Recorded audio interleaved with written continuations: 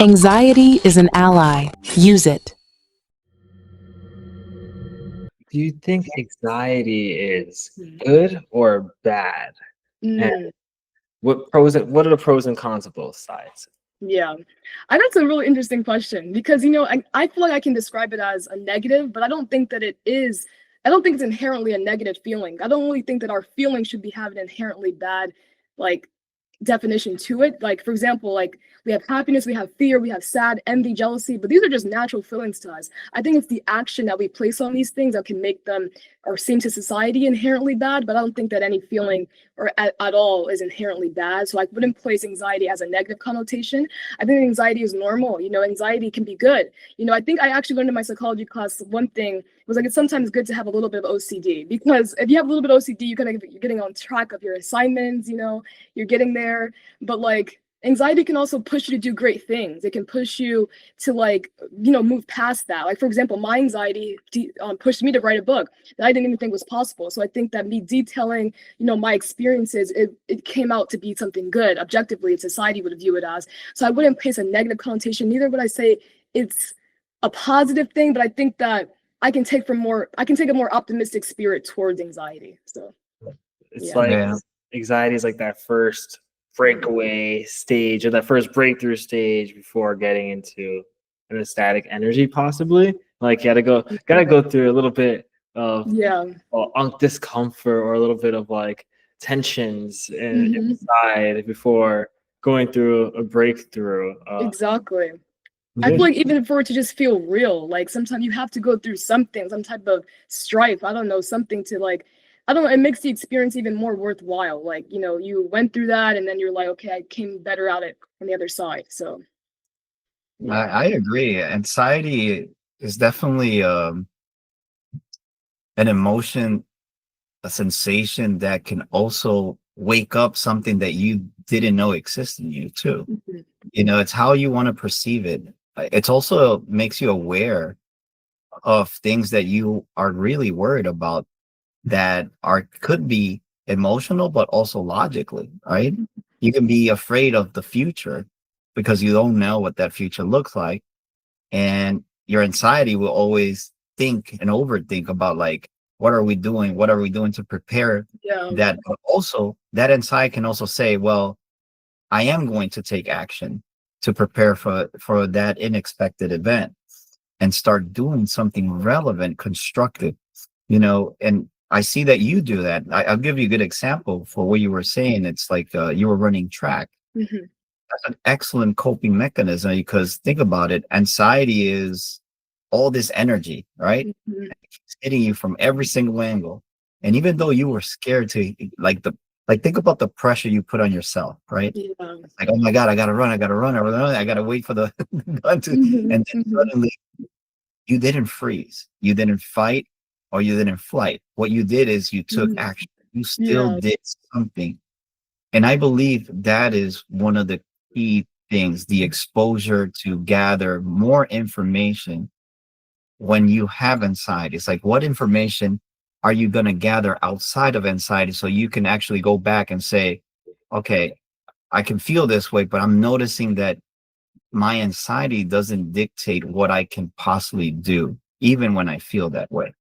And Yes. I like what you do because, like, I'll give. I'm curious to know a little bit about when you were running track and field. Mhm. Mhm. What do you think caused your pressure? Because this kind of pressure also inspire you to pressure yourself to write this amazing book too. Mhm. So Yes. my question is that where you think this pressure generated? Mm. I feel like it's really just like a really hyper awareness of self. Like you're just really focusing on like how am I going to get to that other side of the track? Like if I'm running a 100-meter, for example, it's straight down. It's like you're thinking about your other teammates. You're really just hyper aware of like yourself.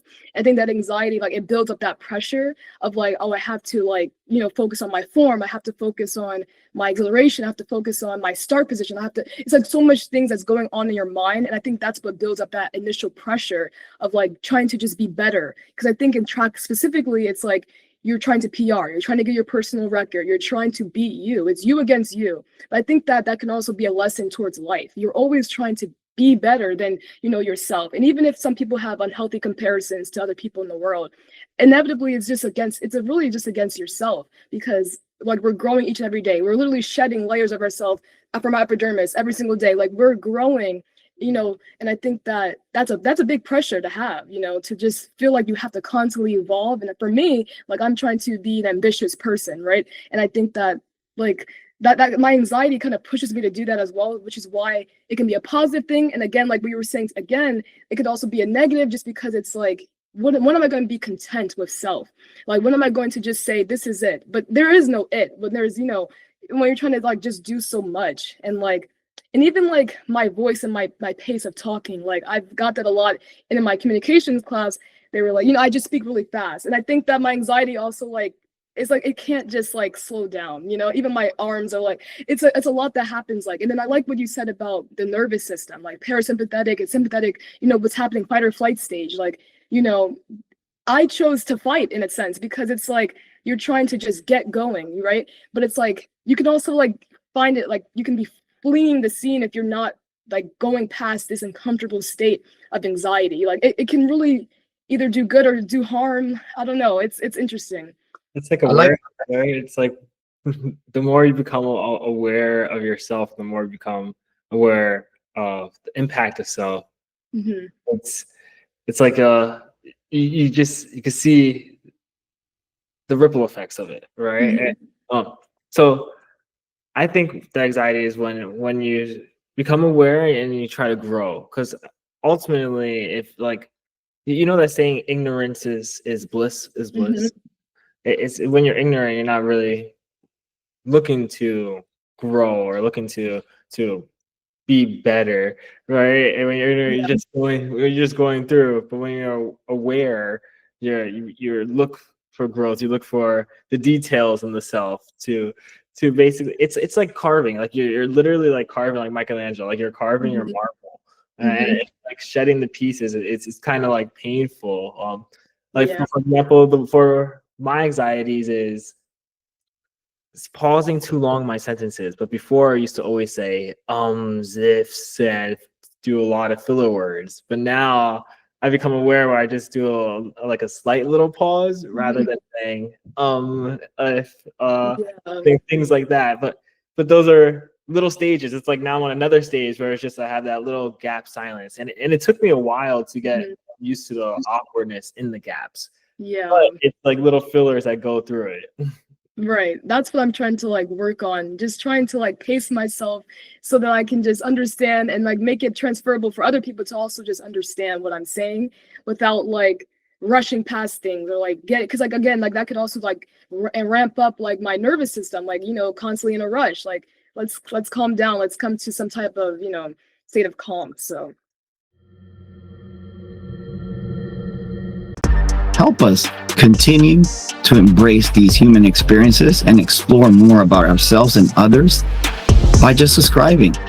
You know, if you like our content, definitely like, comment, share it. But also, if you want to be part of our podcast, all you have to do is leave a comment and tell us what you want to talk about. Remember, this is the platform for the people, and we're here to explore those life experiences that are very unique to you and to everyone else. Don't forget, subscribe.